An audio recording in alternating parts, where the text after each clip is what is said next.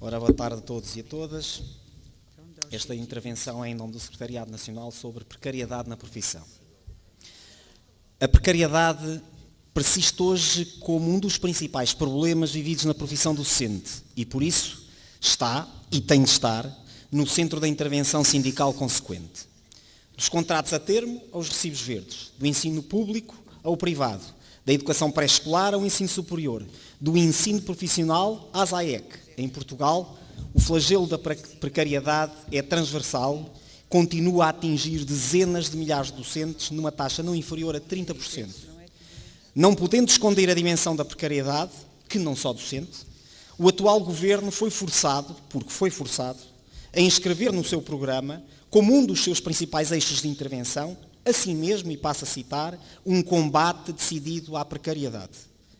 3 anos e meio envolvidos, desde o início de funções do governo. Qual o saldo desse designado combate? Em relação ao ensino não superior, dos mais de 20 mil docentes que no início da legislatura tinham já 3 ou mais anos de serviço, apenas vincularam cerca de 8 mil. Ainda assim, a maioria dos quais por via de concursos externos extraordinários, que não, como seria desejável, por via da aplicação da designada norma travão, por onde entraram na carreira não mais do que 2.500 docentes.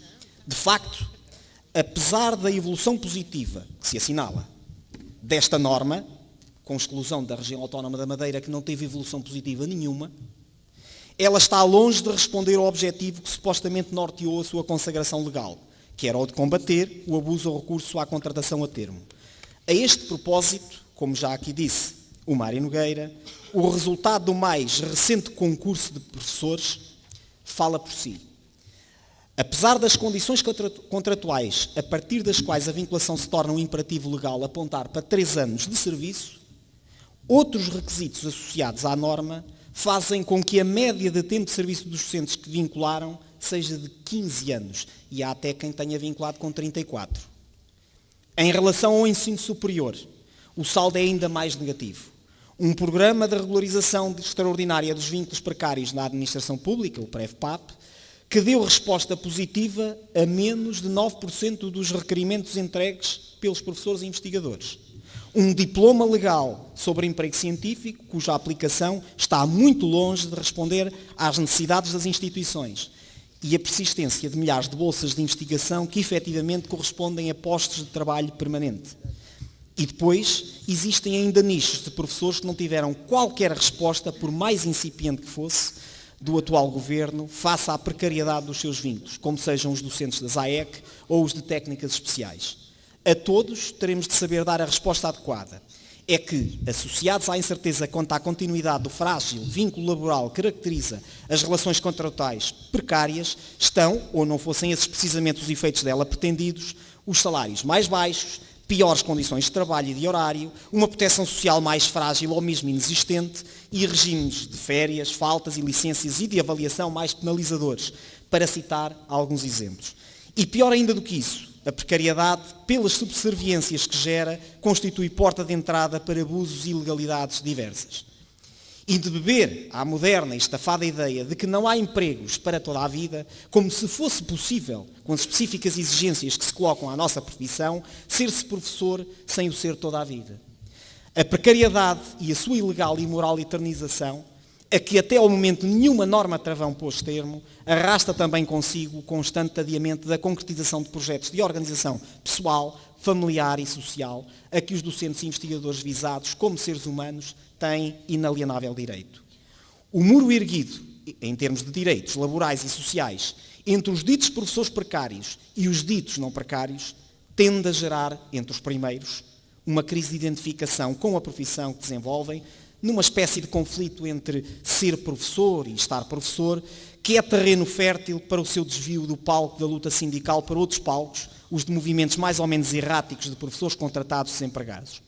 Nós temos de rejeitar este caminho de etnização da luta contra a precariedade, não só por estar condenado ao insucesso, mas também pelos contributos que dá à conversão em privilégios dos direitos dos ditos não precários, arduamente conquistados, acrescente-se, o que constitui uma conhecida estratégia neoliberal adotada no sentido da aceitação pública da sua posterior a extinção. Lutar contra a precariedade, assim, não é um ato de solidariedade. É antes um ato de inteligência. Assim, à etnização da luta contra a precariedade, o movimento sindical deverá contrapor com uma outra perspectiva, o que não constitui desafio pequeno, a da universalização dessa luta. É que, não sendo a precariedade um problema exclusivo dos e das docentes, sem vínculo contratual estável, todos teremos de lhe dar o adequado combate. É neste contexto e subordinado a estes princípios que a luta contra a precariedade se assuma como um dos principais eixos de intervenção sindical, inscritos quer no programa de ação em discussão, quer no projeto de resolução sobre a ação reivindicativa que teremos a oportunidade de discutir mais adiante, apresentados pelo Secretariado Nacional da FENPROF. Aprovados que estejam estes documentos, se for essa a vontade do Congresso, a FENPROF não deixará de continuar a bater-se pela aprovação de medidas que efetivamente ponham cobro ao flagelo da precariedade vivido na profissão docente e que, entre outras, terão de passar pelas seguintes: abertura de lugares de quadro de acordo com as reais necessidades das escolas. Revisão da designada norma travão no sentido de garantir a vinculação dinâmica de todos os docentes com 3 ou mais anos de serviço docente prestado ao Ministério da Educação.